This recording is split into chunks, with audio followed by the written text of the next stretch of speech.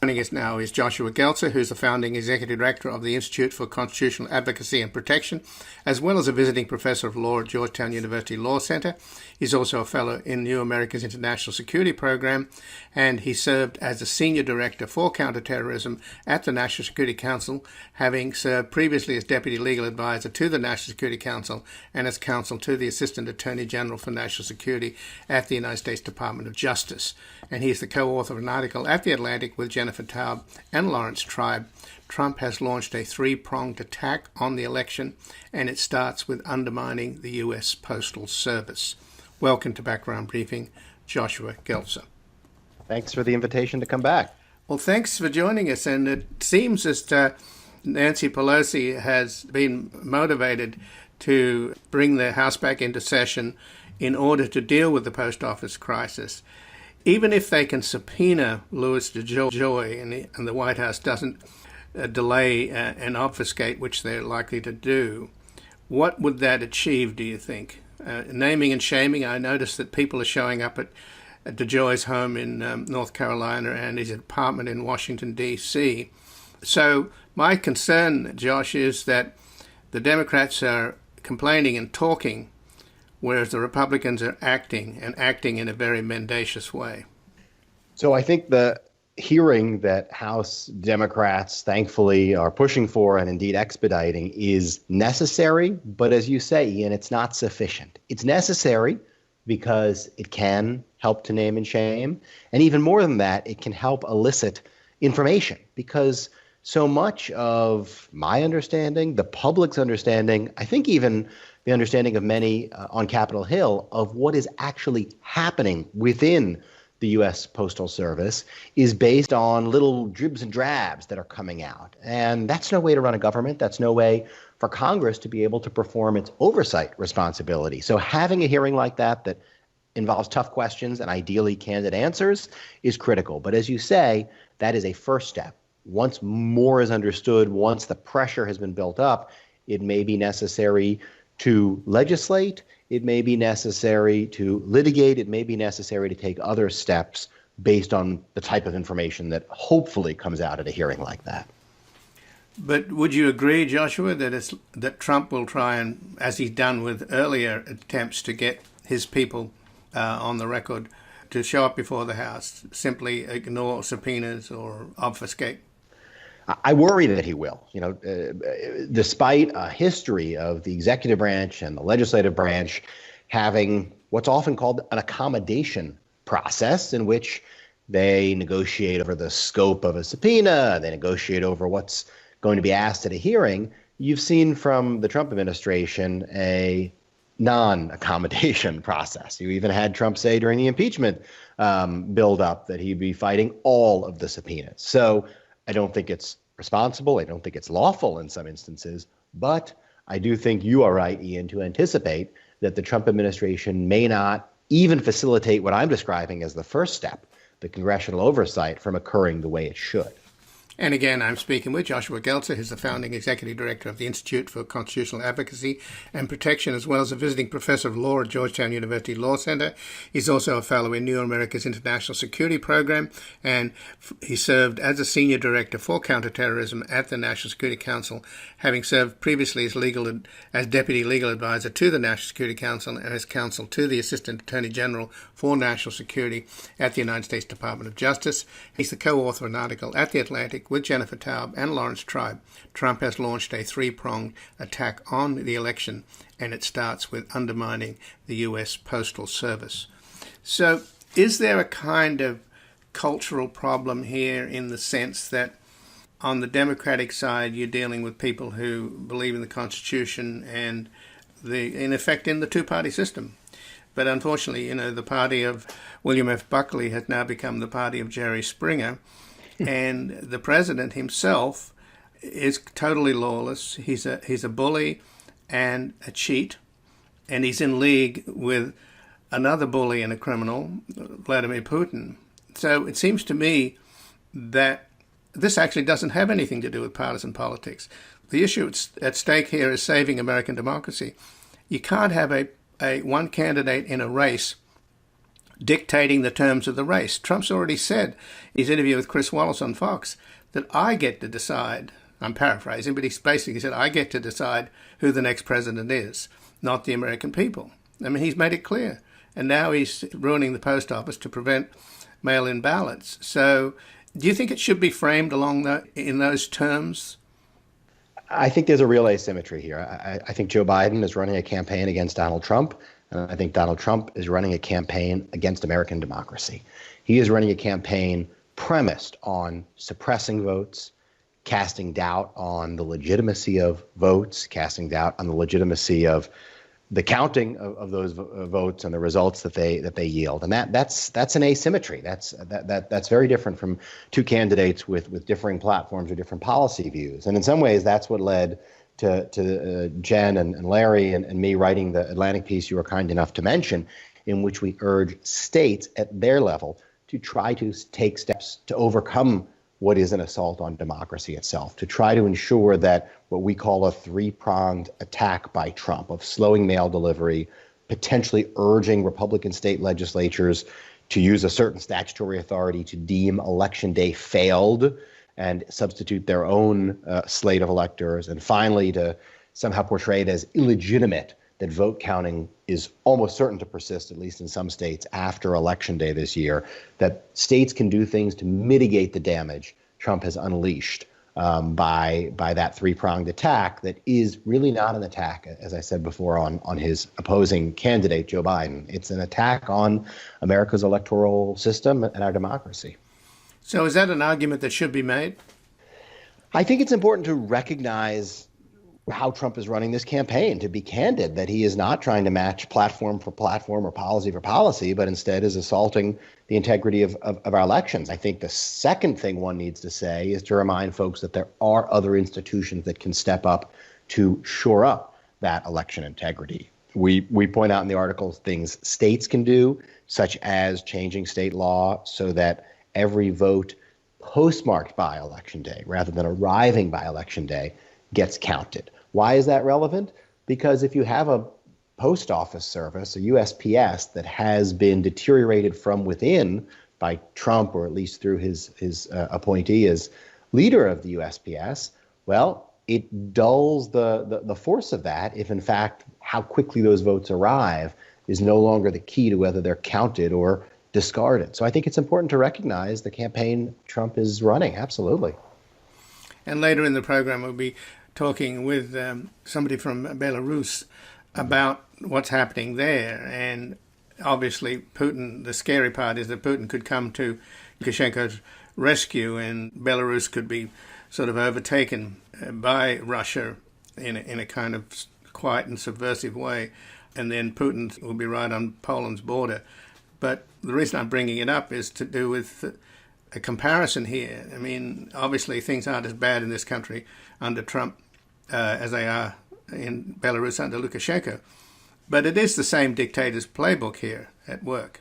And again, it feels as if that's the real issue here. And I wonder whether that will have traction in this country, whether there is enough people to recognize this anti-democratic movement. And if this man gets reelected, obviously he won't get reelected, but if he doesn't leave office and rigs the election and creates chaos and acts like a dictator, I imagine that we will become more like Belarus.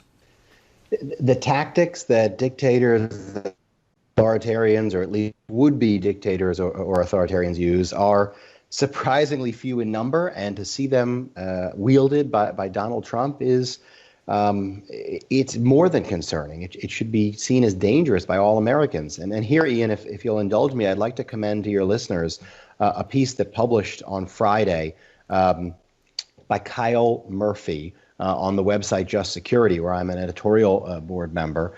It's called "I Resigned from the U.S. Government After My Own Leaders Began to Act Like the Autocrats I Analyzed." Kyle was a wonderful colleague at the White House with whom I worked closely. And as he says in the piece, which published Thursday, I think I may have said Friday, published Thursday on Just Security, he says he resigned as a senior analyst within the Defense Intelligence Agency because he saw the same things he was studying there that had been done by others abroad being deployed by his own government at home, including against him, because he was in Lafayette Square when the tear gassing happened. And I think that piece captures so much of what you're asking about there, Ian, in terms of this group of tactics that Americans are used to seeing abroad, being horrified by, but at least they were abroad, suddenly being deployed here at home. Well, it is a real possibility, and the indications are there, both that Putin has some kind of peculiar hold over Trump, and that Trump, shall we say politely, has dictatorial tendencies. And the article, by the way, in Sunday's New York Times Magazine by Robert Draper about the extent to which Trump has tried to eviscerate the CIA and intimidate intelligence analysts into not providing facts to him that he doesn't want to hear, particularly when they relate to Russia. My sense of the Draper article is that an enormous amount of damage has already been done, and you come both out of the National Security Council and as it liaises with the Justice Department. What's your sense of Draper's article in the sense that has an enormous amount of damage been done to our intelligence community, and can it be recovered? Look, I'll start with the last part. I think it can all be recovered. I believe in America's capacity to see change for the better when we put our minds to it. I believe that there are people within our government who've had a very, very hard almost 4 years, but who've tried to do the right things and who are poised to have what I hope sooner rather than later is new leadership that values them again, the way that I saw leadership value their expertise, their commitment, their patriotism. So I absolutely believe it can get better. I do believe it's gotten as cause for concern as you suggest, Ian. I thought the Draper article was very compelling, a very disturbing reading about what has happened to an intelligence community that a president of any party should value, should promote, and should try to protect from political influence. And instead, President Trump has done really all of the opposite things. So it's a concerning place that we find our executive branch in right now. But I think it's going to be a challenge of future leadership and future dedication and future reorientation to get things back in a better place. And I certainly believe it's doable. So following this interview, I'll be speaking with Barton Gellman, who was one of the people that received the enormous amount of stuff that Edward Snowden took from the National Security Agency, and he still has it under lock and key. He's written a book about Snowden, but you've also been tweeting out some of your concerns about the rumors that Trump is planning on pardoning Snowden, not out of any kind of generosity of spirit or whatever, but rather mendacious motives. So let's walk through what your suspicions are about what Trump is doing in terms of floating the idea of pardoning Edward Snowden.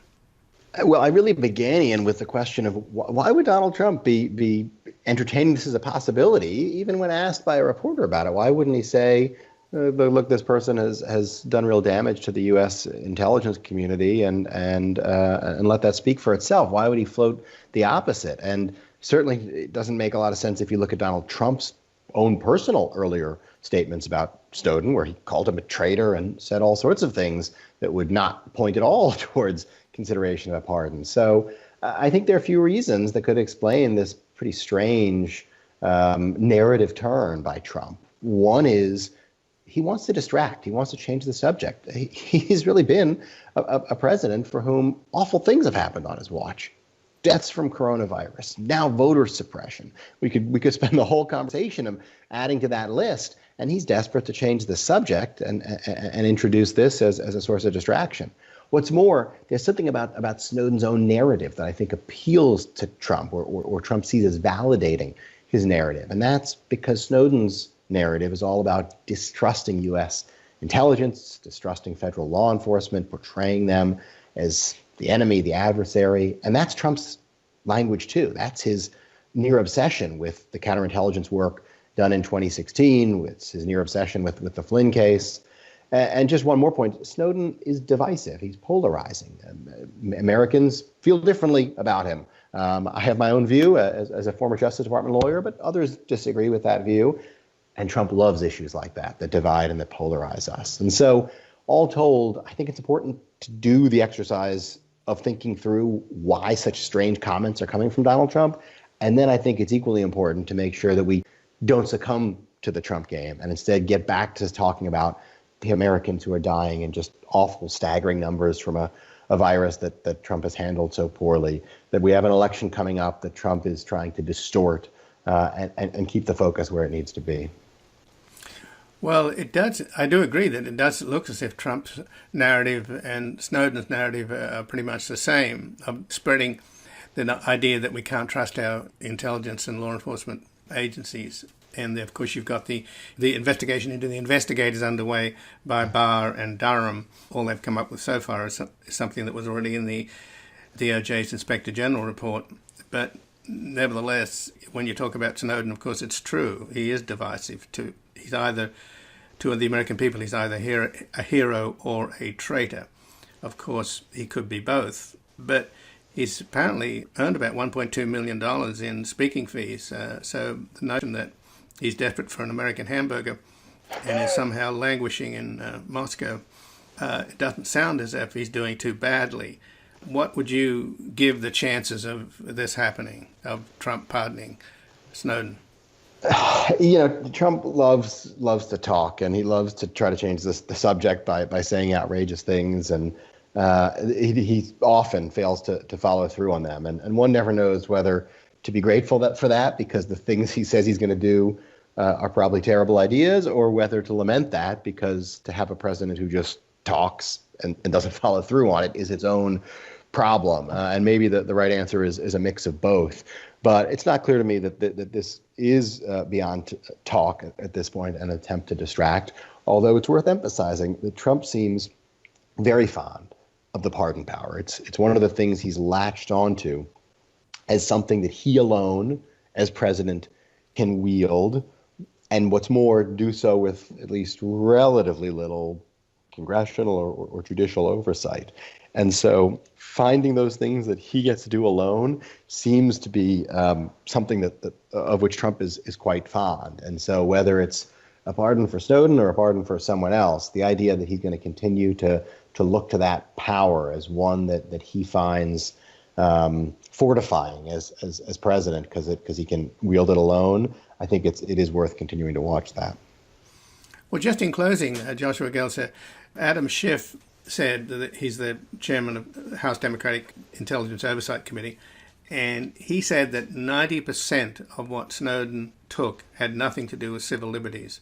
So if that is true, and you've served on the National Security Council and in the Justice Department National Security Division, what would the reaction be to a pardon among intelligence professionals if Schiff is right, that 90% of what he took from the National Security Agency had nothing to do with civil liberties? I think the reaction must be one of being horrified. Those within federal law enforcement, the intelligence community, even just seeing the way Trump has suddenly, and again, it's an about face from his earlier comments, but suddenly started talking about Snowden must be horrifying to them. But at some point, one asks how much more horrified they can be. I mean, Trump has also directly attacked our intelligence community, directly attacked the work of the FBI. So I start out from a place where I think the people I admire so much at those institutions, from whom I learned a ton, whom I relied on as colleagues, and who I know are continuing to try to do their very best in challenging circumstances, I suspect many of them find it very difficult to see what this president says about them, let alone what he says about Edward Snowden as well. Well, I thank you very much for joining us here today, Joshua Gelser. Thank you, Ian. And again, I've been speaking with Joshua Gelser, who's the founding executive director of the Institute for Constitutional Advocacy and Protection, as well as a visiting professor of law at Georgetown University Law Center. He's also a fellow at New America's International Security Program, and he served as senior director for counterterrorism at the National Security Council, having served previously as deputy legal advisor to the National Security Council and as counsel to the Assistant Attorney General for National Security at the United States Department of Justice. And he's the co-author of an article at The Atlantic with Jennifer Taub and Lawrence Tribe. Trump has launched a three-pronged attack on the election, and it starts with undermining the U.S. Postal Service.